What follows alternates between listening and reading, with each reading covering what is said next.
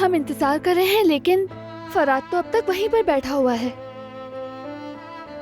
I think Majeed wait नहीं करना चाहिए। जाकर बात कर लेते हैं ताकि वो जान ले हम सब क्या महसूस कर रहे हैं। तुम ठीक कह रहे हो बारान। जब वो तुम्हारे और जहान की फीलिंग्स जान जाएगा तो हो सकता है सब भूल जाए और तुम्हें गले से लगा ले। ठीक है, मैं जहान और बाबा हम सब मिलकर बात करेंगे। बस फराद के बात करने का इंतजार है।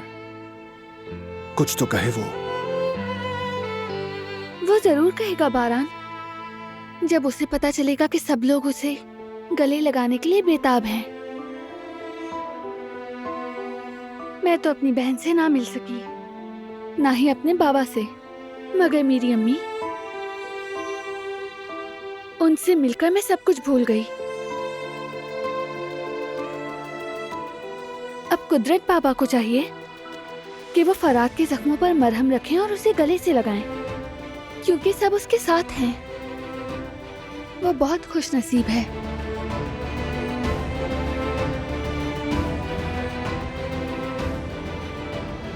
असल में लकी मैं हूं।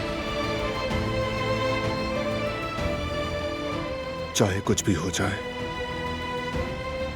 तुम मेरी रहनुमाई करती हो। तुम ना होती तो पता नहीं मैं क्या करता। इसलिए अच्छा हुआ, वरना तुम्हारे बगैर तो मैं अपने चचा के खिलाफ नफरत में अंधा हो जाता। और देखो, मैं बिल्कुल मुख्तलिफ सोच रहा हूं, लेकिन चचा को अपने किए की सजा मिलेगी, वो एक अलग बात है।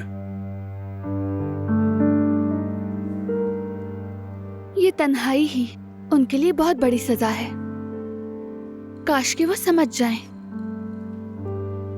उनसे उम्मीद मत रखो। इस दुनिया में हर किसी की अपनी फितरत होती है, याद रखना।